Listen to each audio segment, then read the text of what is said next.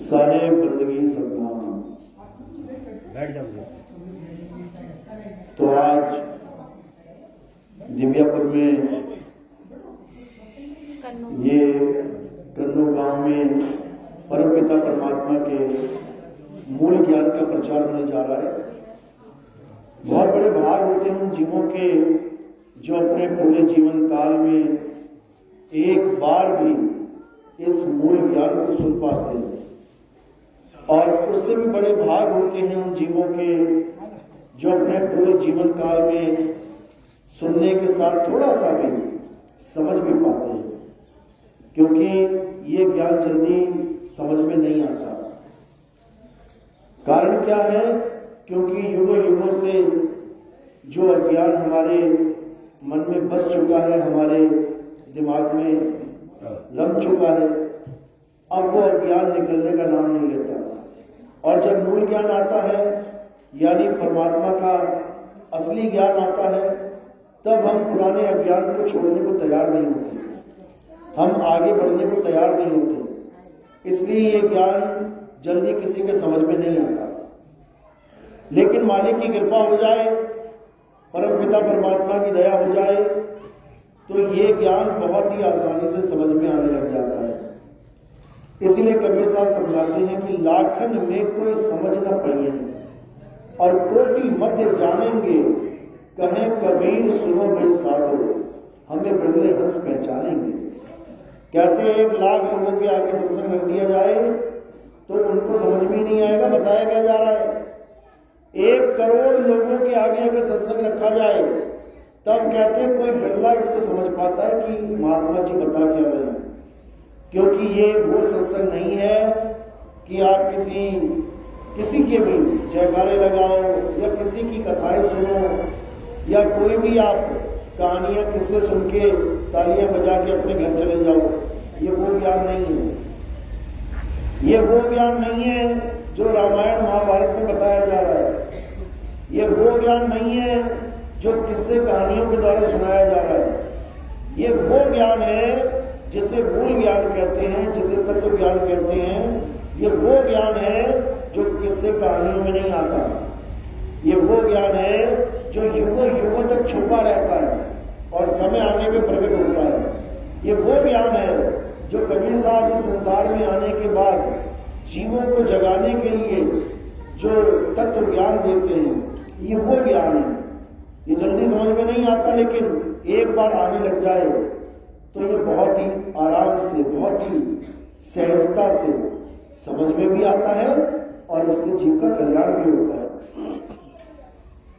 तो आज का सत्संग शुरू करने से पहले परमपिता परमात्मा के नाम पे जयकार लगाएंगे और फिर सत्संग शुरू करेंगे। बोलिए परमपिता परमात्मा की, सतगुरु बंदी छोड़ कबीर साहिब की, सभी संतों की, सभी भक्तों की, सतगुरु मदनपति साहिब की, दीवान जवाहरपति साहिब की, सतगुरु राम सेवक साहिब की, सतगुरु दयापति साहिब की, गरीब राम की, सकल पुष्प बंदगी साहिब बंदगी।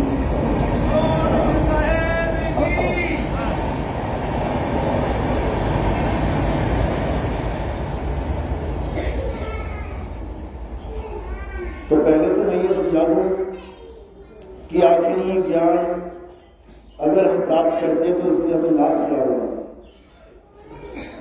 सबसे पहले ये समझना है कि ये ज्ञान लेने का हमें फायदा क्या होगा।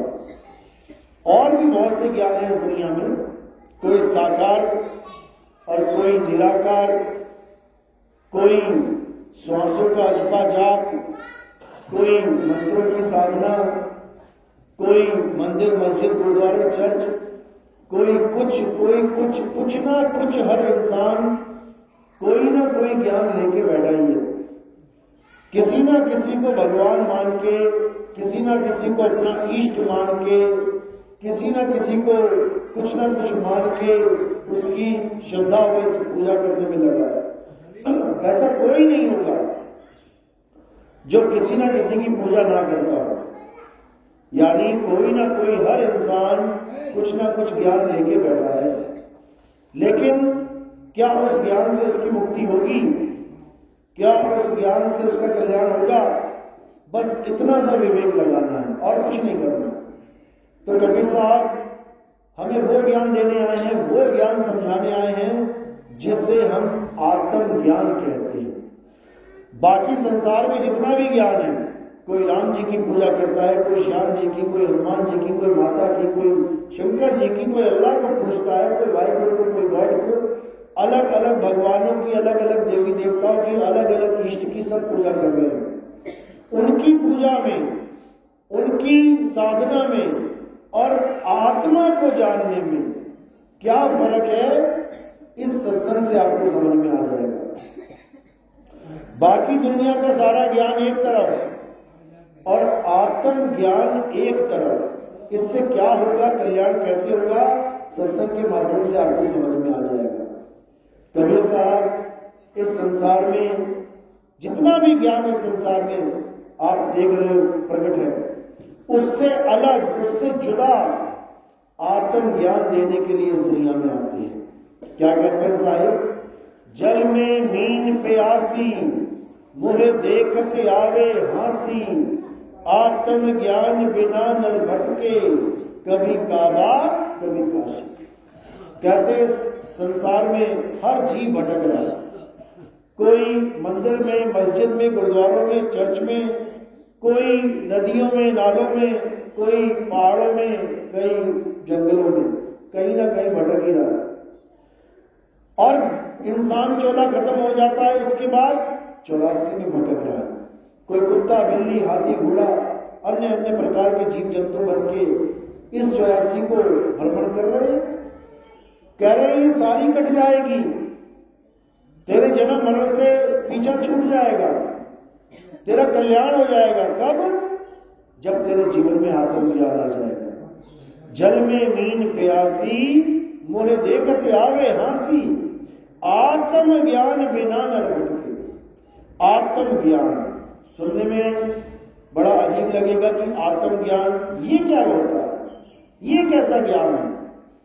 हिंदुओं का ज्ञान, मुसलमानों का ज्ञान, सिखों का ज्ञान, ईसाइयों का ज्ञान तो समझ में आता है, लेकिन आत्म ज्ञान ये क्या होता है? तो इसको समझना है अच्छे से। आत्म ज्ञान ही वो सर्वश्रेष्ठ ज्ञान है जिसके द्वारा जीव का कल्याण होता है। आत्म ज्ञान कौन प्राप्त करता है? जीव प्राप्त करता है।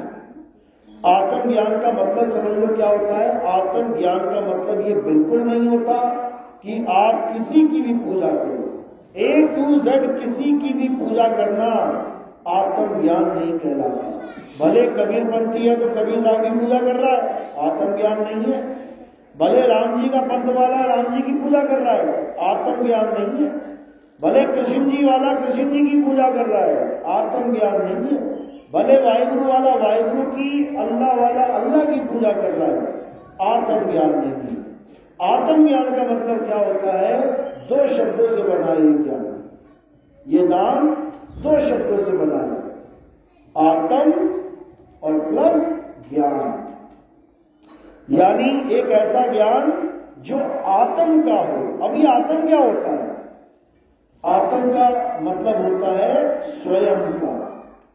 आप देखेंगे किसी भी शब्द के आगे अगर आत्म लग जाए तो सारे संसार से जुदा होकर सारा भाव उसी एक इंसान पे आ जाता है जो आत्म लगा के बैठा है। जैसे कोई कहे कि एक आदमी ने आत्महत्या कर ली।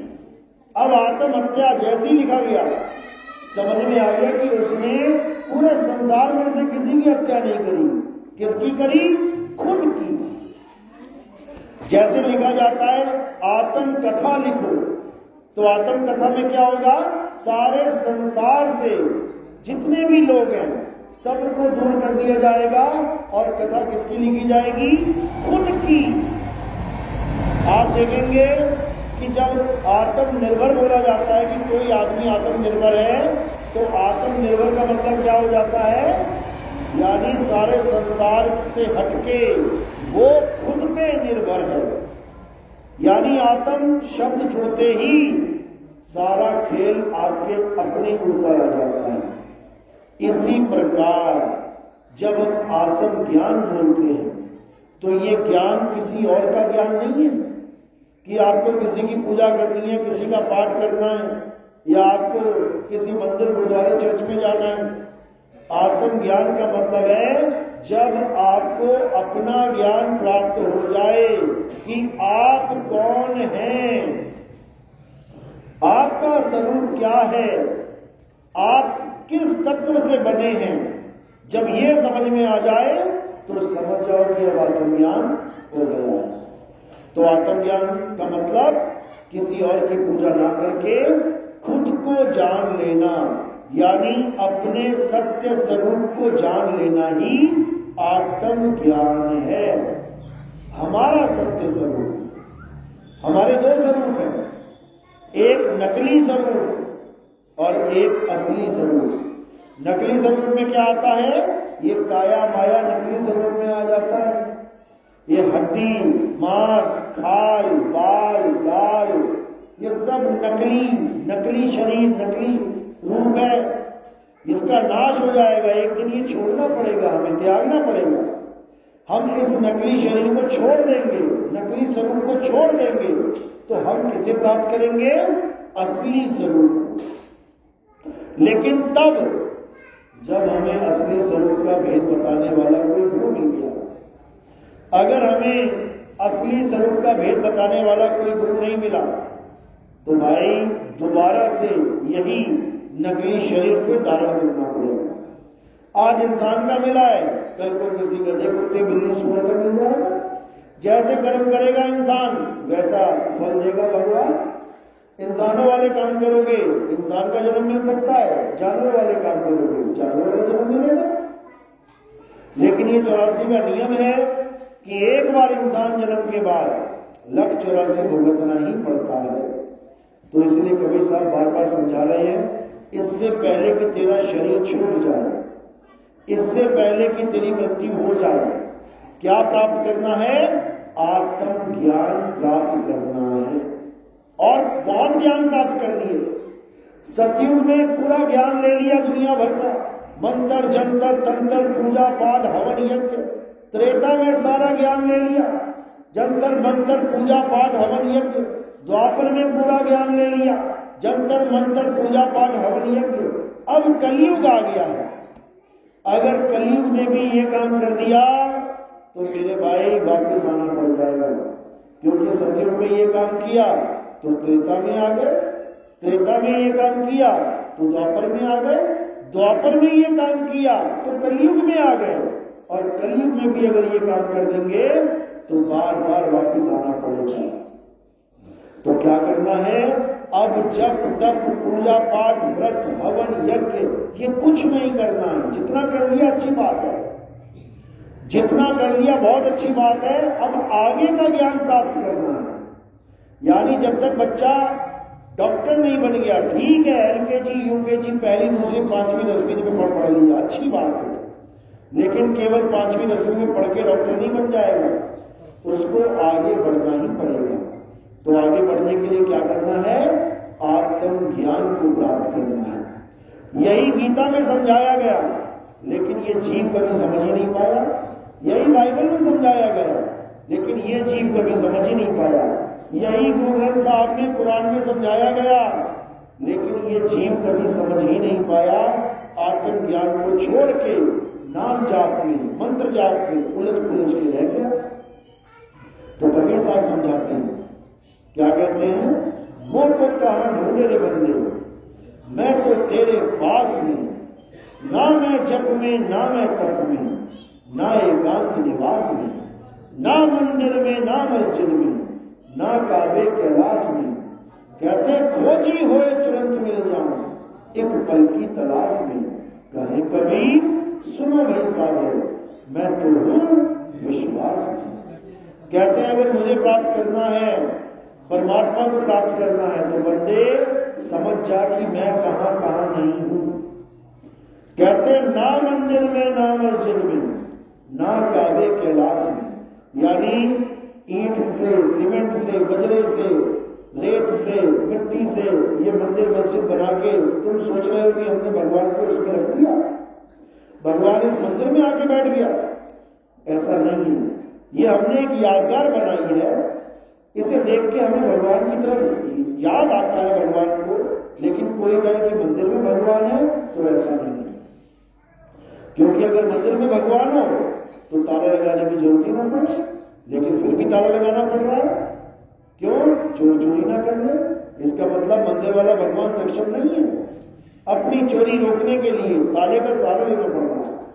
आप घर में बैठे हो, कभी बाहर से ताला नहीं लगाओगे, आप सक्षम हो, चोर घुसेगा नहीं, चोरी करने दोगे।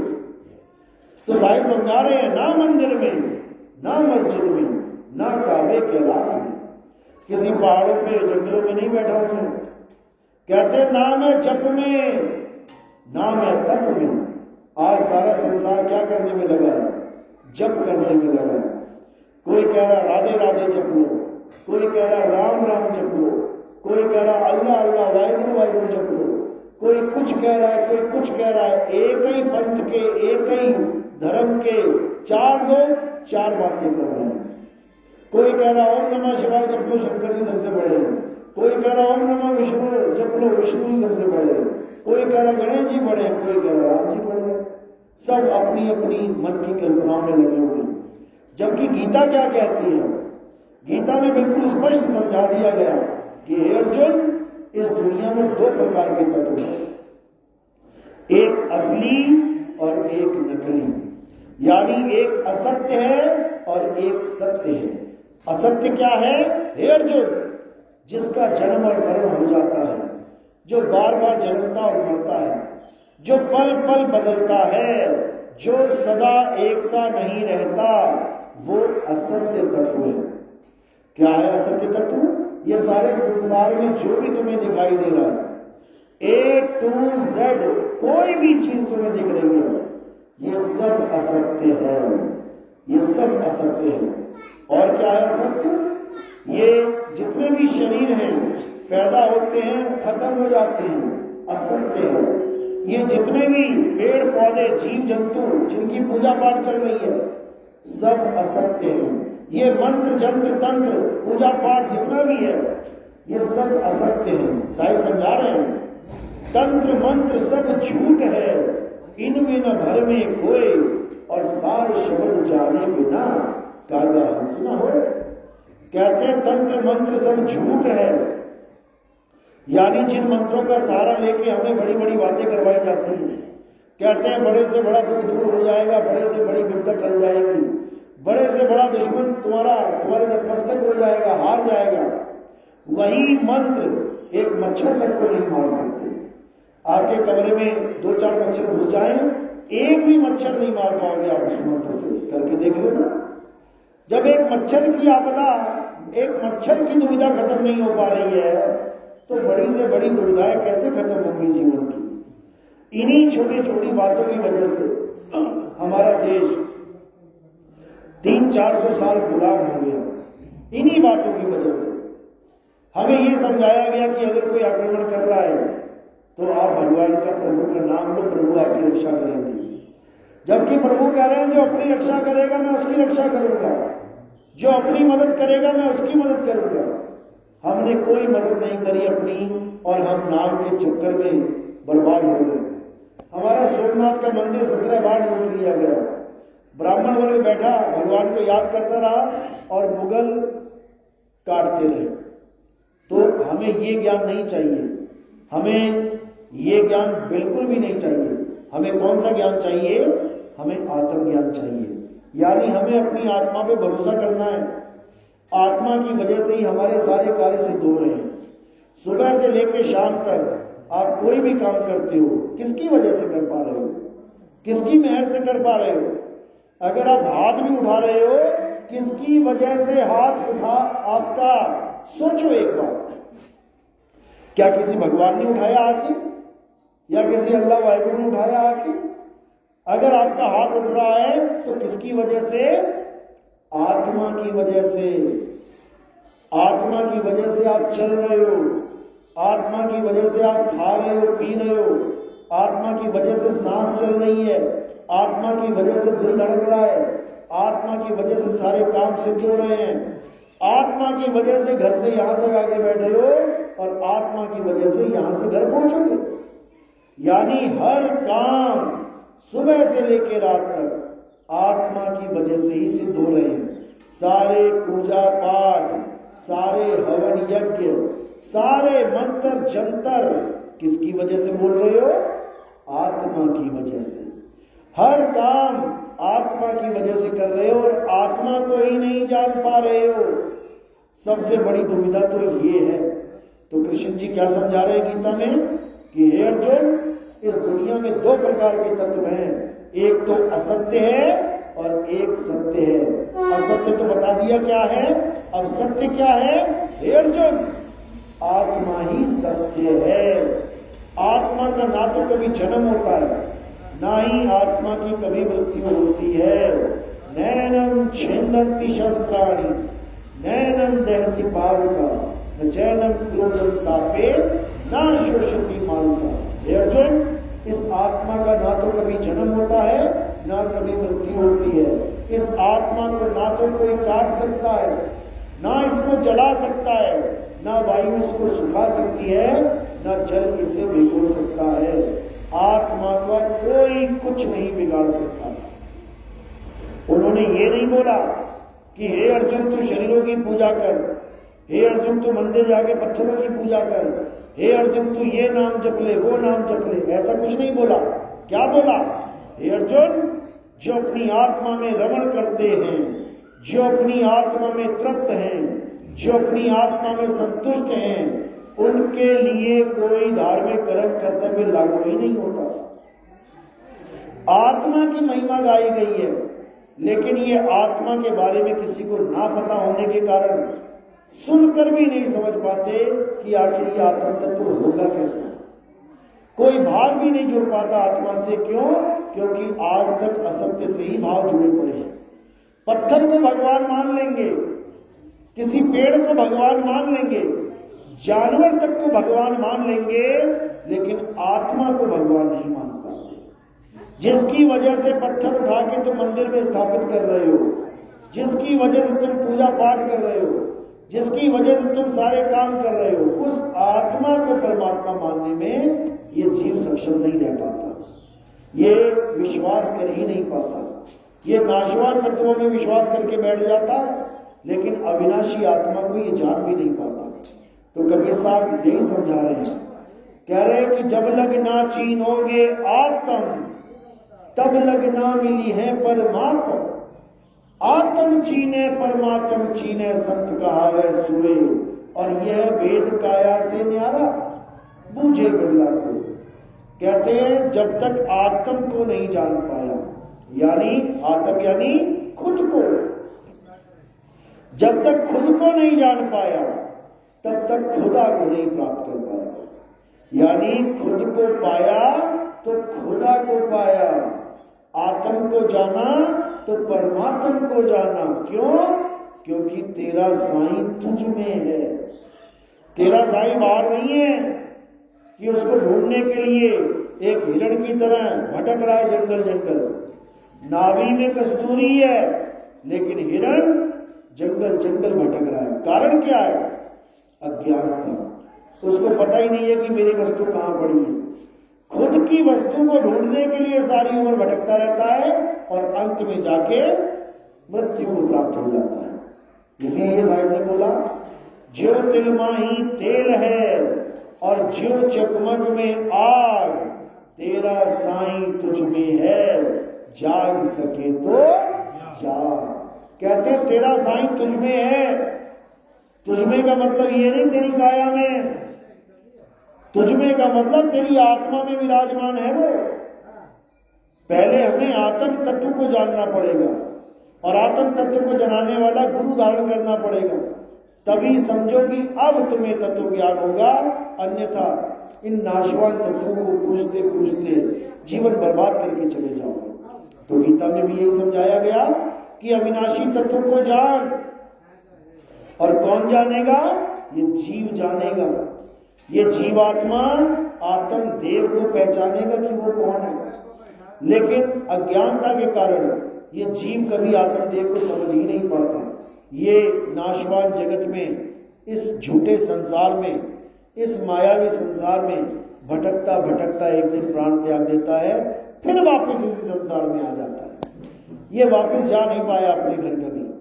जब से ये यहाँ पे आया है मालिक के घर को छोड़ के, ये वापस कभी नहीं जा पाया। इसीलिए कबीर साहब ने समझाया, कहते हैं जियरा तू अमर लोक का, बड़ा कालवश आई हो, मनई स्वरूपी देव निरंजन, तुम्हें राख भरमाई हो। कहते हैं ये मन रूपी देव निरंजन तुझे भरमा के रखता है। कहाँ भरमा के रखता है? इस नाशवान जगत में। ये जगत इसने ऐसा बना दिया है कि देखने में बिल्कुल असली लगता है। अब आप आंखें खोल के देखोगे, आपको लगेगा वाह सूरज चमक रहा है, रात में चांद आ गया, तारे टिमटिमा रहे हैं, ये मेरा खेत, ये मेरी फसल, ये मेरा घर, ये मेरे बीवी, ये मेरे बच्चे, हर चीज ऐसा लग रहा है जैसे बिल्कुल सच्ची है। एक एक बात ऐसी लग रही है जैसे बिल्कुल सच है। लेकिन आपको हैरानी होगी सुन के कि ये जगत सच नहीं है, झूठ है, ये मिथ्या है, ये माया का खेल है, ये एक सपना है जो हमें आंख खोल के दिखाई देता है। जब हम सोने वाला सपना देखते हैं, रात में जब सो जाते हैं, सपने में जब हम जाते हैं तो हमारी आंखें खुली होती है कि बंद होती है? सपने में हम जब देखते हैं कि शेर आ गया, कुत्ता आ गया, बिल्ली आ गई, सांप आ गया, तो सपने में हमारी आंखें खुली होती है कि बंद होती है? खुली होती है। बंद तो उस शरीर की है जो बिस्तर पे पड़ा है। जो बिस्तर पे शरीर पड़ा है, आंखें उसकी बंद होंगी। लेकिन तुम अपनी खुली आंखों से सपना देख रहे होगे। तुम्हें कुत्ता भी दिखेगा, बिल्ली भी दिखेगी, तुम्हें सांप बिच्छू भी दिखेंगे। आंखें खुली होंगी तभी तो दिखेंगे, आंखें बंद तो कैसे दिखेगा? यानी तुम वो शरीर छोड़ चुके हो, जो स्थूल शरीर बिस्तर पे पड़ा हुआ है, तुमने उसको छोड़ दिया है और तुम कहां पे चले गए? सूक्ष्म शरीर में चले गए।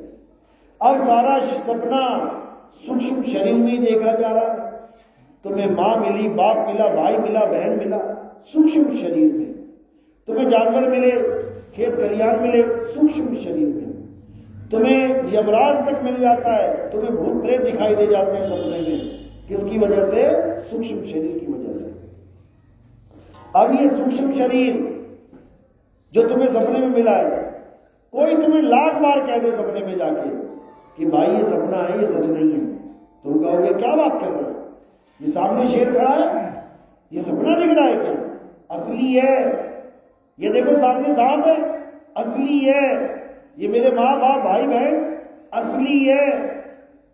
यानी सपने को असली मानकर उसको भोगने में लग जाता है ये इंसान। उसी प्रकार ये जो शरीर आपको मिला है स्थूल, इस स्थूल शरीर का सपना क्या है? ये जगत है। ये सारा संसार एक सपना है। हर इंसान सपना देख रहा है, सपने में ही जन्म ले रहा है, सपने में ही मर रहा है, सपने में ही ब्याह शादियां हो रही हैं, सपने में ही बच्चे हो रहे हैं। और जैसे ही शरीर छूटता है, एक नया सपना धारण कर लेता है। इसीलिए बोला गया, उमा कहूं मैं अनुभव अपना, सत हरि भजन जगत सब सपना। ऐसे नहीं बोल दिया, ये बहुत सोच समझ के वाणी बोली गई है कि ये जगत एक सपना है। और इस सपने से हमें इतना लगाव हो गया, इतना लगाव हो गया कि अब हम सपना छोड़ने को तैयार नहीं है। मर जाएंगे, मिट जाएंगे, लेकिन वापस आएंगे। 7-7 जन्मों की कस्में तक खा लेते हैं कि हम वापस आएंगे, जबकि संत हमें समझा रहे हैं कि इस दुनिया में वापस नहीं आना है। रहना नहीं देश बेगाना है, ये धरती कागज की पुड़िया, बूंद पड़े घुल जाना है। ये संसार झाड़े और झाखड़, उलझ पुलझ मर जाना है। कहे कबीर सुनो भाई साधु, सतगुरु नाम ठिकाना है। यानी इस जगत को त्याग देना है और हमारा असली ठिकाना क्या है? हमारे गुरुजी का नाम। जो नाम हमें गुरुजी देते हैं, वो नाम ही असली ठिकाना है, उसी को समझना है।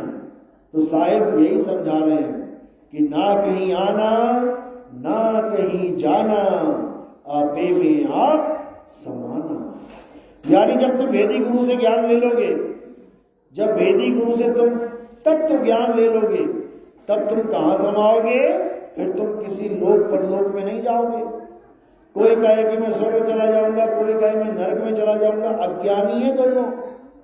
साहिब समझा रहे हैं, अज्ञानी को स्वर्ग नरक है, हरि जाने को नाही। और जिस भव से सब लोग डरत है, सो भय हमरे नाही। यानी अगर कोई भी जीव ये सोच के बैठा है कि मेरे मरने के बाद मैं स्वर्ग चला जाऊंगा, शिवलोक चला जाऊंगा, गोलोक चला जाऊंगा, कहीं और चला जाऊंगा, ये सब अज्ञान है।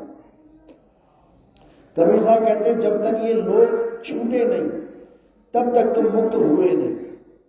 इसलिए साहब ने कह दिया कि लोक अलोक शब्द है भाई, और जिन जाना तिन संशय जाई। यानी ये लोक अलोक यानी मृत्यु के बाद प्राप्त होने वाले लोग जिनकी बात चल रही है सत्संगों में, कोई कहता है सतलोक जाना है, कोई कहता है अलग लोक जाना है, कोई कहता है आगामी लोक जाना है, कोई कहता है अनामी लोक जाना है। ये सारे लोग जितने भी हैं, अगर तो ये शब्द के पर्यायवाची हैं फिर तो बात समझ में आती है। लेकिन कोई कहे कि ये लोक सच में है, वहां झोपड़ी मिलेगी, मकान मिलेंगे, दुकान मिलेगी, खाने पीने को वस्तुएं मिलेंगी, नदी नाले मिलेंगे, सोने के पहाड़ मिलेंगे, फिर समझ जाना माया है। फिर समझ जाना कि माया है, क्योंकि कबीर साहब का जो लोक है वो ऐसा लोक नहीं है जहां बस्ती और गांव है, जहां बड़े बड़े मकान हैं, ऐसा लोक नहीं है। गरीबदास जी ने वाणी में समझाया, सोहन ऊपर और है सत सुकृत एक नाम, सब हंसों का वंश है, नहीं बस्ती नहीं गांव। कहते हैं ऐसी बस्ती वस्ती नहीं है वहां पे जो तुम सोच रहे हो कि सब लोग जाएंगे वहां मकानों में रहेंगे, दुकानों में रहेंगे, खाएंगे पिएंगे। वहां ऐसा कोई खाना पीना नहीं है जैसा इस संसार में तुम्हें खिलाया जा रहा है। वहां ऐसी कोई वस्तु नहीं है जैसी संसार में तुम्हें दिखाई दे रही है, क्योंकि ये संसार माया है, जगत माया है, और वहां पर माया नाम की कोई चीज ही नहीं है। अरे वहां काया तक नहीं है, माया तो क्या होगी, वो काया से भी न्यारा देश है। इसीलिए कबीर साहब समझा रहे हैं, बार बार समझा रहे हैं कि सतदेही को सतगुरु कहे। क्योंकि बहुत से लोग क्या कहते हैं कि हम जब सतलोक जाएंगे तो हमें कबीर साहब मिलेंगे, कबीर साहब बैठे होंगे, हम वहां जाके चवर करेंगे। चवर करते हैं, महाराजों को चवर करते हैं, कहते वहां जाके हम चवर करेंगे कबीर साहब को। वहां कबीर साहब की आंखें देखेंगे, बाल देखेंगे, नाक देखेंगे, खाल देखेंगे। और कबीर साहब क्या समझा रहे हैं? ये अज्ञानी जीव समझ ही नहीं पा रहा है। कबीर साहब समझा रहे हैं कि देही को सतगुरु कहे, ते नर कहिए अंध, और रहे दुखी संसार में, आगे जम के फंद। कहते जो लोग देही को सतगुरु कहते हैं, यानी जो परमात्मा को देही मान के बैठे हैं कि कोई शरीर में सामने खड़ा हो जाएगा तो समझ लो परमात्मा के दर्शन हो गए, कोई शरीर में सामने बैठा होगा सिंहासन पे तो समझ लो मुझे परमात्मा के दर्शन हो गए। महाअज्ञान है ये, महाअज्ञान है। क्योंकि कबीर साहब देही ज्ञान के बिल्कुल खिलाफ थे। कहते देही को सतगुरु कहे, ये है धूधर ज्ञान, चार दाग आवे नहीं, वाह को सतगुरु जान। कहते सतगुरु कभी चार दाग में नहीं आता। कौन कौन से चार दाग? पहला दाग जन्मना, यानी सतगुरु का कभी जन्म नहीं होता। सतगुरु कौन? परम पिता परमात्मा। सतगुरु का कभी जन्म नहीं होता, ये पहला दाग है। अगर जन्म हो जाए तो वो सतगुरु नहीं है। दूसरा दाग क्या है? सतगुरु कभी भोजन नहीं करता, यानी वो ये जीवों की हत्या नहीं करता खाने पीने के लिए। तीसरा दाग क्या है? वो कभी भोग विलास नहीं करता, शादी ब्याह नहीं करता, बच्चे पैदा नहीं करता। चौथा दाग क्या है? वो कभी मृत्यु को प्राप्त नहीं होता, वो कभी मरता नहीं है। तो कह रहे 4 दाग से सतगुरु न्यारे, अजरो अमर शरीर, और कोई गाडे कोई अग्न जरावे, खोज न पाया शरीर, जपोरे मन केवल नाम कबीर। मल्लुकदास जी समझा रहे हैं कि हमारा जो सतगुरु है 4 दाग से सतगुरु न्यारे, जन्मना, खाना पीना, भोग विलास और मृत्यु, ये 4 पास भी नहीं भटक सकती सतगुरु के। 4 दाग से सतगुरु न्यारे, अजरो अमर शरीर, और कोई गाडे कोई अगन जरावे, ढूंढ ना पाया शरीर। यानी जब कबीर साहब इस संसार में आए तो उन्होंने एक ऐसा शरीर धारण कर लिया जो जन्मता और मरता ही नहीं था। 52 बार कसनियां ली गई काशी में, कभी गोली मार दी गई, कभी तोप के आगे खड़ा कर दिया, कभी जहर खिला दिया, कभी तलवारों से, कभी चाकू से, कभी तीर कमान से मारने की कोशिश की गई, लेकिन वो मरने में नहीं आए। कभी पत्थर बांध बांध के गंगा नदी में फेंक दिया गया, वो फिर मधुशाला के ऊपर बैठे नजर आए। कभी जेलों में डाल दिया, कुएं में फेंक दिया, वो फिर जेलों से बाहर, कुएं से बाहर खड़े नजर आए। 52 कसमियां लेने के बाद भी ये चीज नहीं समझ पाया कि आखिर वो हस्ती है क्या। फिर भी उनको वही मानता रहा कि जुला है, जुला है, जुला है। तो ये आलम है। लेकिन मालिक की कृपा होती है, तब जीव जागते हैं, तब समझ पाते हैं कि आखिर कबीर साहब क्या है। तो कहते हैं लाखन में कोई समझ न पई है, अरे कोटि मध्य जानेंगे, कहे कबीर सुनो भाई साधो, हमें बिरले हंस पहचानेंगे। कहते सबके बस की बात नहीं है हमें पहचानना, हमें कोई बिरला हंस पहचान पाता है।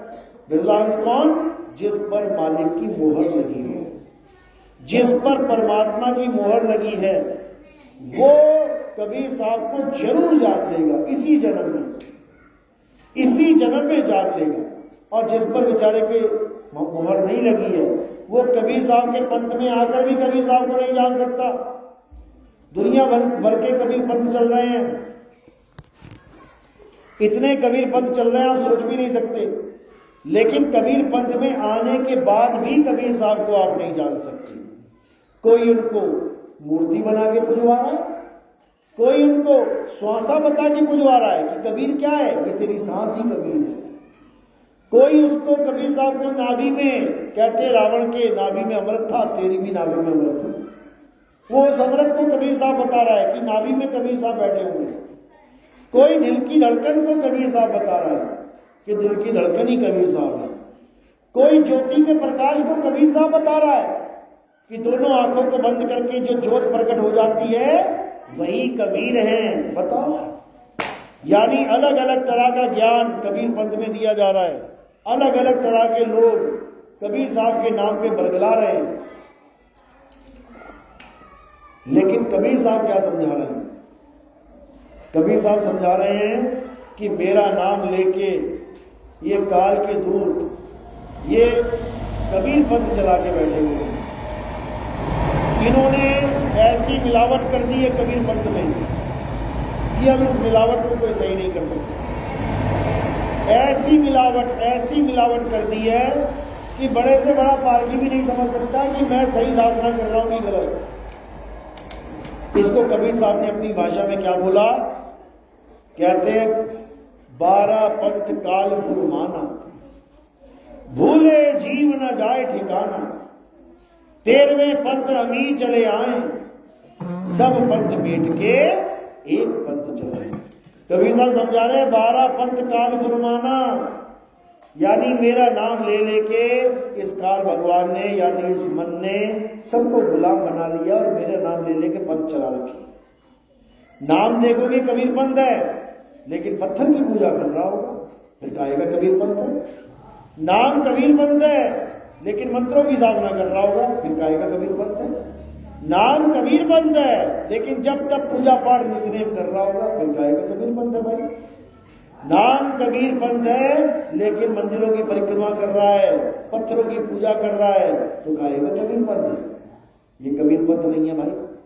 तो कबीर साहब यही समझा रहे हैं 12 पंथ काल फुरमाना, हे धर्मदास मेरा नाम लेके ये काल भगवान जिसको कली काल कहते हैं, ये सबके अंदर बैठा है मन रूप में, और ये सबको भरमा के बैठा हुआ है। एक एक जीव को इस काल निरंजन ने पकड़ रखा है। एक भी जीव इसकी कैद से मुक्त नहीं है। एक बार नजर घुमा के देख लेना, सारे संसार में कितने कितने कितने जीव हैं तुम सोच भी नहीं सकते। एक सांस लेते हो तो लाखों करोड़ों जीव तुम्हारी सांस में चले जाते हैं। ये जैनी इसीलिए मुंह पे पटका बांध के रखते हैं, कपड़ा लगा लेते हैं वो लोग कि ये जीव हमारे अंदर ना चले जाए। सोचो एक एक सांस में करोड़ों जीव ले रहे हो तुम, अनंत जीव है दुनिया में, एक भी जीव ऐसा नहीं है जिस पर काल ने अपना अधिकार नहीं किया हुआ। सबको अपने जाल में लेके बैठा है, और वो काल क्या है? ये मन ही वो काल है। इस दुनिया में ऐसा एक भी आदमी नहीं है, एक भी जानवर नहीं है जो अपने मन के कहे नहीं चलता। तुम सुबह उठते हो किसके कहने पे?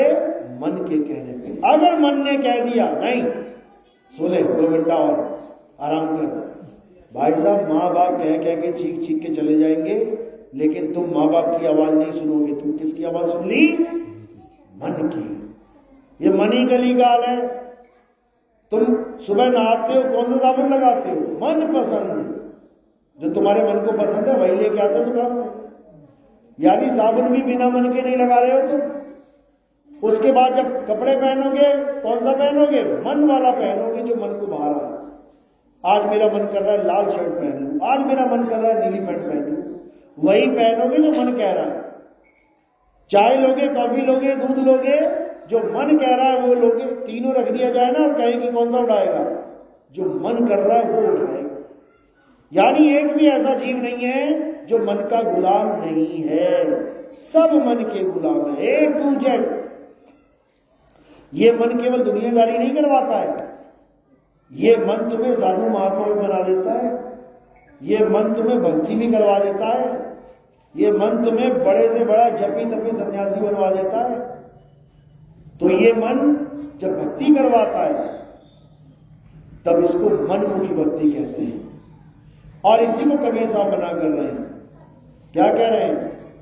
12 पंथ काल फुरमाना, यानी इस मन ने ये 12 प्रकार के पंथ चला दिए। इस मन ने ये पंथ चलाए हैं, ये परमात्मा के पंथ नहीं है।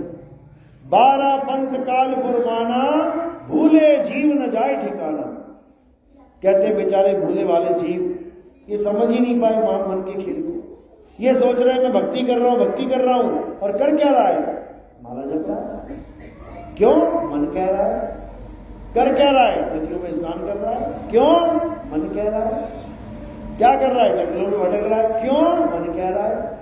यानी मन ने ऐसी दौड़ लगा दी है सबकी कि सबके सब मन के जाल में फंस गए। इसी को कबीर साहब समझा रहे हैं। कह रहे 12 पंथ काल फुरमाना, भूले जीव न जाए ठिकाना, 13वें पंथ हम ही चले आए, और सब पंथ मेट के एक पंथ चलाए। तो कबीर साहब यहां समझा रहे हैं कि मैं ही 13वें पंथ में आऊंगा और सारे पंथों को एक कर दूंगा।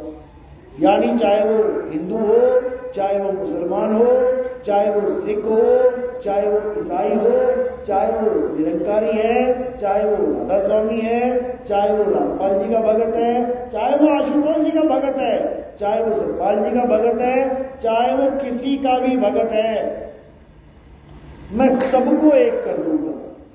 यानी इस पंथ में हर वो मालिक का जीव आएगा जो सच्चे मन से, जो पूरे विवेक से सत्य असत्य का निर्णय कर देगा। फिर वो 12 पंथ छूट जाएंगे। क्यों? क्योंकि 12 पंथ खत्म करके 13वां पंथ मैं स्वयं चलाऊंगा। ये कहां लिखा है? ये कबीर सागर में लिखा हुआ है। जब धर्मदास जी के साथ वार्तालाप हुई तो धर्मदास जी को बताया कबीर साहब ने कि कैसे कैसे काल भगवान के ये पंथ चलेंगे। तब मैं कहां आऊंगा? मैं 13वें पंथ में आऊंगा। तो धर्मदास जी ने पूछा कि 13वां पंथ कब चलेगा? तो कबीर साहब क्या बोले? कहते धर्मदास मेरी लाख दुहाई, मूल ज्ञान बाहर ना जाई, मूल ज्ञान बाहर जो पढ़ही, बिचली पीढ़ी हंस न करही, मूल ज्ञान तब लग छुपाई, जब लग द्वादश पंथ न मिट जाए। कहते जब ये द्वादश पंथ यानी 12 पंथ काल के जब तक ये मिट नहीं जाएंगे तब तक मैं अपने 13वें पंथ को उजागर नहीं करूंगा, नहीं करूंगा। तो ये 12वां पंथ कब खत्म होता है? ये 12वां पंथ और कोई नहीं है, ये रामपाल जी महाराज का पंथ है। ये 12वां पंथ कब खत्म हुआ? 11 अक्टूबर 2018 को। क्या हुआ था उस दिन? उस दिन इन्हें सारी उम्र की, यानी अंतिम सांस तक उम्र कैद हो गई। ये पंथ यही खत्म हो गया। लेकिन इनके भगत दुनिया भर का प्रचार कर रहे हैं, अच्छी बातें करते रहो, लेकिन पंथ का खात्मा हो गया। अब 13वां पंथ कब उजागर हो गया? 13 अक्टूबर 2018 को, जब हमने अपना YouTube चैनल स्टार्ट किया, अपने प्रचार प्रसार स्टार्ट किया, 13 ही तारीख को 13वें पंथ का उजागर हुआ। और ये 13वां पंथ कौन सा है? ये मदन साहिब का पंथ है, जो हमारे प्रथम आचार्य सतगुरु मदन पति साहिब, जिनको कबीर साहब साक्षात मिले, दर्शन दिए, ज्ञान समझाया, सार शब्द का भेद बताया, अष्टांग योग सिद्ध थे मदन साहिब। लेकिन उन्होंने कबीर साहब की वाणी जब समझी, जब पढ़ी, तो उन्होंने अष्टांग योग त्याग दिया। जिस अष्टांग योग को करने में सारा जन्म बीत जाता है ऋषि मुनियों का, एक पल में त्याग दिया उन्होंने, छोड़ो इसको। और किस चीज की प्यास लग गई? सार शब्द की। क्योंकि कबीर साहब ने अपनी वाणियों में सार शब्द का इतना खुला प्रचार किया, इतना समझाया साहिब ने कि सार शब्द कहीं बाँची हो, मानो एतबारा, अक्षर पुरुष पेड़ निरंजन वाकी डाला। कहते हैं बीजक में कि सार शब्द कहीं बाँची हो, तुम्हें कोई नहीं बचा सकता। कोई कहे मुझे भगवान जी बचा लेंगे, मुझे अल्लाह बचा लेगा, मुझे वाहिगुरु बचा लेंगे। भाई साहब, कोई नहीं बचा सकता आपको। कौन बचाएगा? केवल और केवल सार शब्द। तो कहते हैं सार शब्द कहीं बाची हो, मानो अतबारा, अक्षर पुरुष पेड़ निरंजन वाकी डाला। कहते हैं बस सार शब्द का भेदी गुरु अगर तुम्हें मिल गया तो समझो तो तुम्हारा कल्याण हो जाएगा। तो मदन साहिब को इसी सार शब्द का ज्ञान देने के लिए सदगुरु बंदी छोड़ कबीर साहब प्रकट हुए थे। कहां पे? खरौना गांव में। खरौना गांव में एक जंगल है, जंगल में मदन साहिब 7 दिन बैठे रहे। 7 दिन बैठे रहे कि अगर परमात्मा है तो आए और मुझे ज्ञान बताए, नहीं तो मैं इस तलवार से अपना गला काट लूंगा। तलवार लेके बैठ गए वहां पर। आज भी वो तलवार वहां रखी हुई है, वहां पे छोटा सा मंदिर बना रखा है, आश्रम है वहां पे, आज भी वो तलवार रखी हुई है। तो जब ऐसी लगन लग जाती है तो परमात्मा को भी आना पड़ता है। और परमात्मा ने पहले से ही वचन किया हुआ था, कबीर सागर में धर्मदास जी को बोल रखा था कि 12 पंथ जब चलेंगे तो 13वां पंथ मेरा उजागर हो जाएगा। वही ये मदन साहिब का पंथ है, इसी को 13वां पंथ कहते हैं। इसी में सार शब्द का ज्ञान है। इसके अलावा इस पूरे ब्रह्मांड में किसी भी पंथ में सार शब्द का ज्ञान नहीं है। जिक्र तो पूरा करेंगे, सार शब्द की बात तो पूरी करेंगे, लेकिन सार शब्द का ज्ञान किसी पंथ में नहीं है। तो क्या है उस पंथों में? मंत्र है, तंत्र है, पूजा है, पाठ है, हवन है, यज्ञ है, यह सारा तामझाम मिलेगा, लेकिन सार शब्द नहीं मिलेगा। और कबीर साहब क्या समझा रहे हैं कि जब तक सार शब्द नहीं मिला तब तक ये काल भगवान किसी को छोड़ने वाला नहीं है। कहते सार शब्द आए जेहि विधि हाथा, तेहि विधि काल नवाबे माथा। कहते तुम्हारे हाथ में सार शब्द आ गया, तुम्हें उसका भेद पता लग गया, तुमने साधना शुरू कर दी, तो काल भगवान भी आके तुम्हारे आगे माथा टेक देगा। काल भगवान भी तुमसे, तुम्हारे आगे माथा टेकेगा, तुमसे बैर नहीं रख पाएगा, वो तुम्हारा कुछ बिगाड़ नहीं पाएगा। लेकिन कब? जब भेदी गुरु मिल जाएगा। भेदी गुरु तुम्हें समझाएगा कि काल के सिर पे पैर कैसे रखते हैं। साहिब समझा रहे हैं, काल के सिर पे पांव दे, सतगुरु के उपदेश और साहिब वहां पकड़ के ले चले अपने देश। यानी एक ऐसा ज्ञान मिल जाएगा जिससे आप अपने मालिक के चरणों में लीन होने की विधि जान लेंगे। उसके बाद तुम्हें कहीं आने जाने की जरूरत नहीं है, उसके बाद तुम्हें कहीं पर भी जाने की जरूरत नहीं है। जहां तुम हो वही परमात्मा है, जहां तुम बैठे हो वही परमात्मा है, वो तुमसे जुदा हो ही नहीं सकता। तो उसके बाद ये सब आना जाना खत्म हो जाएगा और तुम क्या हो जाओगे? अचल हो जाओगे, अचल। परमात्मा में जब आप लीन होगे तो परमात्मा अचल है, परमात्मा कभी चलता नहीं है, याद रखना। चलने वाला कौन है? जीव। अचल कौन है? परमपिता परमात्मा। अध्याय 2 24वां श्लोक गीता में भी स्पष्ट बताया गया, हे अर्जुन, ये आत्मा अचल है, ये आत्मा सदा स्थिर रहने वाला है, ये आत्मा अडोल है, ये कभी नहीं चलता। तो क्या करना है? इसी अचल आत्मा को जानना आत्मज्ञान कहलाता है, और कुछ नहीं करना है। सब छोड़ दो, जो पकड़ रखा है सब छोड़ दो और केवल आत्मा को जान लो, तुम्हारा कल्याण हो जाएगा, तुम्हारा जन्म मरण का चक्कर खत्म हो जाएगा। इसके अलावा और कोई रास्ता नहीं है। बोलिए परमपिता परमात्मा की सदा ही जय हो। साहिब बंदगी सतनाम। मेरी बात समझ में आ रही है? क्या बता रहा हूं? किस किस को समझ में आई? 1% भी हाथ खड़ा कर दो एक बार। बहुत अच्छी बात है, क्योंकि अगर 1% भी आ गई तो समझ लो कि आज तुम्हारी शुरुआत हो गई। अब क्या करना है तुमने आगे? हमारे सत्संग आते हैं YouTube चैनल पे, कहत कबीर सुनो भाई साधो नितिन दास, बस आपने इतना लिख देना है, या फिर आप लिख दोगे नितिन दास के सत्संग, तुम्हें सीरियल वाइज सत्संग शुरू होने मिल जाएंगे। आप एक एक करके सुनते जाओ, आपका विवेक जगेगा, असत्य का ज्ञान हो जाएगा, असत्य छोड़ते चले जाओगे, सत्य को धारण करते चले जाओगे और धीरे धीरे धीरे धीरे मुक्त हो जाओगे। इसी को कबीर साहब बार बार समझा रहे हैं। तो और क्या करना है? हमारा टीवी में भी प्रोग्राम आता है, साधना चैनल में आता है, ईश्वर टीवी में आता है। और हम कैसे प्रचार करते हैं? हम संतों की वाणियों के द्वारा प्रचार करते हैं। हमने गीता ग्रंथ छापा हुआ है, गीता में जो सार है गीता का वो बताया है, और संतों की वाणियां भी उसमें रखी है। हर हर गीता, घर घर गीता नाम दे रखा है उसका। वो इसलिए छापा है हमने क्योंकि लोग कहते हैं आप कबीरपंथी हो और आप गीता का ज्ञान बता रहे हो। ऐसा कैसे भाई? गीता तो काल ने बोली है, इसने बोली है, उसने बोली है। अच्छे से समझ लो, हर जीव परमात्मा का जीव है। एक भी ऐसा जीव नहीं है जो परमात्मा का जीव नहीं है। अगर कृष्ण जी भी हैं वो भी परमात्मा का ही अंश है, राम जी हैं वो भी परमात्मा का ही अंश है।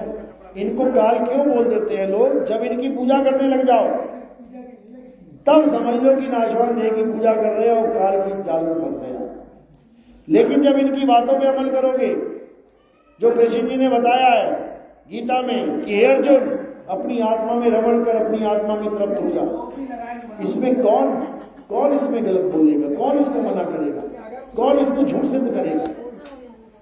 कोई नहीं कर सकता। इसलिए प्रचार प्रसार हम करते रहते हैं। और आप प्रचार में आप देखेंगे हमारे पैम्फलेट, हमारे बैनर्स, ये सब छपते रहते हैं। प्रचार प्रसार का ये एक माध्यम है। तो हमारे यहाँ केवल और केवल प्रचार प्रसार पे फोकस किया जाता है। मैं 2010 से प्रचार प्रसार ही कर रहा हूँ। हमने कोई भी आज तक आश्रम नहीं बनाया और ना ही हमने अपने पूरे जीवन काल में आश्रम बनाना है। आश्रम का मतलब आश्रम, कुटिया नहीं। कुटिया जरूर बनाएंगे, रहने लायक कुटी जरूर बनाएंगे, क्योंकि कुटी नहीं बनाएंगे तो रहेंगे कहाँ। लेकिन कोई कहे कि बड़ा बड़ा आश्रम बनाना है, बड़ी बड़ी जमीनों में आश्रम ही आश्रम बना देने, ये काम हमारा नहीं है। हम तो यहाँ आश्रम जुड़वाने आए हैं। जिन बाबा लोगों के आश्रम नहीं छूट रहे हैं, हमारे सत्संग सुन के आश्रम दान दे दिए उन्होंने। गुजरात में 70 करोड़ का आश्रम दान कर दिया सरकार को एक बाबा ने, हमारे सत्संग सुन सुन के। अब तो नहीं है वो दुनिया में, चले गए, लेकिन उन्होंने सरकार को दान कर दिया अपना आश्रम, और उस आश्रम पे आज एक भव्य कॉलेज बनाया गया है। और उस बाबा को सब बच्चे याद करते हैं कि ये पहला संत देखा हमने जो अपना आश्रम ही हमारे नाम कर गया, बच्चों के नाम कर गया। नहीं तो आजकल संतों का ये हाल है, कहो तुम्हारा मकान भी अपने नाम करवा दो। तो हमारा ये कोई मकसद नहीं है कि बड़े बड़े आश्रम हो या बड़े बड़ी कोई ऐसा तामझाम हो। हमारा एक ही मकसद है कि बच्चे बच्चे तक ये ज्ञान पहुंचे, जन जन तक ये ज्ञान पहुंचे कि मौत से पहले क्या ऐसा काम कर लिया जाए कि मौत भी पीछा छोड़ दे। बस ये ज्ञान समझना है। यानी मौत से पहले हम ऐसा क्या कर डालें कि मौत भी हमारा कुछ नहीं बिगाड़ पाए। इसको आत्मज्ञान कहते हैं। आत्मज्ञान यानी अगर तुमने एक बार जान लिया कि तुम आत्मा हो, साधना के द्वारा जान पाओगे, तुम जान पाओगे कि तुम एक आत्मा हो। और जैसे ही तुमने जान लिया कि मैं एक आत्मा हूं, अब बताओ कि मौत तुम्हारा क्या बिगाड़ेगी। जब तुमने जान ही लिया कि मैं एक आत्मा हूं और तुम समझ गए मैं एक आत्मा हूं, तुमने बोध कर लिया मैं एक आत्मा हूं, तो आत्मा तुम हो गए। अब मृत्यु कब होगी? कब मरती आत्मा? 1 साल, 2 साल, 10 साल, 100 साल, लाख साल, करोड़ साल, अरब साल, खरब साल? कभी नहीं। यानी अगर तुमने ये ज्ञान प्राप्त कर लिया जो मैं तुम्हें समझा रहा हूं, तो तुम अमर हो जाओगे, अमर। एक भी नहीं मरेगा फिर। लेकिन काया को अमर मत समझ लेना। काया तो कृष्ण जी की अमर नहीं थी। कृष्ण जी की काया में तीर लगा, पैर में तीर लगा कि नहीं लगा? कृष्ण जी की काया भी छूटी कि नहीं छूटी? कृष्ण जी की काया भी नाश को प्राप्त हो गई, तुम्हारी कैसे बचेगी? लेकिन अगर तुमने ये जान लिया कि तुम एक आत्मा हो और तुमने ये समझ लिया, तुमने इसको अनुभव कर लिया, तो मेरे भाई इस मौत की ताकत नहीं जो तुम्हें मार सके। इसीलिए कबीर साहब बार बार समझा रहे हैं कि अमर करूं, सतलोक पठाऊं और ताते बंदी छोड़ कहाऊं। मैं ये करवाने नहीं आया कि राम राम जपले, कृष्ण कृष्ण जपले, राधे राधे जपले। मैं ये करवाने नहीं आया अल्लाह अल्लाह जपले, वाहिगुरु वाहिगुरु जपले। मैं तुझे तेरा स्वरूप बताने आया हूं। हे परमात्मा के अविनाशी जीव, अपने असली स्वरूप को जान ले, अपने असली नाम को जान ले। तू दूसरों का नाम जप जप के ये अनमोल जीवन बर्बाद करके चला गया। तू अपने नाम को जान ले, और तेरा नाम ये 52 अक्षरी काका गा वाला नाम नहीं है। तेरा नाम क्या है? अरे सत्य स्वरूपी नाम साहिब का, सो निज नाम हमारा। यानी मेरा नाम क्या है? परमात्मा का सत्य स्वरूप ही मेरा नाम है। मुझे ऐसा गुरु मिल गया जिसने मुझे सत्य स्वरूप का भेद बता दिया। तब समझो अब तुम्हें नामदान मिला है। ये अक्षर जपवाने वाले नामदान को नामदान नहीं कहते। इसी को साहिब ने बोला, अरे घर घर मंत्र देत फिरत हैं, माया के अभिमाना, और गुरुआ सहित शिष्य सब बूढ़े, अंतकाल पछताना साधो देखो ये जग बौराना। कह रहे जग बौराना है। ये तंत्र मंत्र वाले गुरुओं की शरण में जाके तंत्र मंत्र करके पूरा जीवन बर्बाद कर लेते हैं। जाना कहां था? स्वरूप ज्ञान प्राप्त किया हुआ गुरु धारण करना था। तो क्या कहते हैं? अरे गुरुआ तो घर घर फिरे, कौड़ी केर 50, और अपने रूप की खबर नहीं, शिष्य कर्म की आस। यानी जिस गुरु को अपने स्वरूप का ज्ञान नहीं है, जिस गुरु को अपने स्वरूप का तत्व ज्ञान ही नहीं है, वो तुम्हारा गुरु बन के बैठा हुआ है। किसका कल्याण होगा? किसी का नहीं। ऐसे गुरुआ कहां जाएंगे? कहते हैं गुरुआ 84 में जाएगा। अरे झूठा गुरु अजगर बना, 184 जाए और सारी संगत चींटी बनी, तोड़ तोड़ के खाए। यानी वो गुरु खुद भी जाएगा 84 में और ये बेचारी भोली संगत को भी ले जाएगा। जो लाखों करोड़ों चेले बने घूम रहे हैं, वही लाखों करोड़ों चींटियां बन के उस अजगर रूपी गुरु को ग्रास करेंगे, उसका खात्मा करेंगे। इसलिए भाई हालत बुरी हो जाएगी तो क्या करना है? अब सत्य को जानना है, सत्य को पहचानना है। और सत्य क्या है? इस पूरे ब्रह्मांड में सत्य केवल एक है, हे अर्जुन, आत्मा ही सत्य है। उसी आत्मा को हमने धारण करना है। बोलिए परमपिता परमात्मा की सदा जय। तो अब आरती का समय है। आरती कैसे करते हैं हमारे पंथ में समझ लो। हमारे यहाँ कोई पत्थर, कोई फोटो, कैलेंडर, इसकी पूजा नहीं होती। हमारे यहाँ आत्मा की पूजा होती है। अब आत्मा की पूजा कैसे होती है? हमारे यहाँ गुरु को आत्मा ही माना जाता है। हमारे यहाँ संतों को आत्मा ही माना जाता है। हमारे यहाँ संतों को शरीर नहीं माना जाता। शरीर तो नाशवान है, शरीर तो मिथ्या है, तो संत कब से नाशवान हो गए? संत कभी नाश नहीं होते, संत आत्म देव होते हैं। तो कहते हैं संत हमारी आत्मा, हम संतन के जीव, और संतन हम में रम रहे, जीव माखन में घीव। तो क्या करना है? जब आरती होगी एक एक करके आना है, लाइन लगा लेना है। एक पत्ता फूल का कहाँ रखना है? मेरे सिर के ऊपर। सिर के ऊपर क्यों रखा जाता है? क्योंकि पैर के अंगूठे से लेके सिर की चोटी तक ये क्या दिखाई दे रहा है?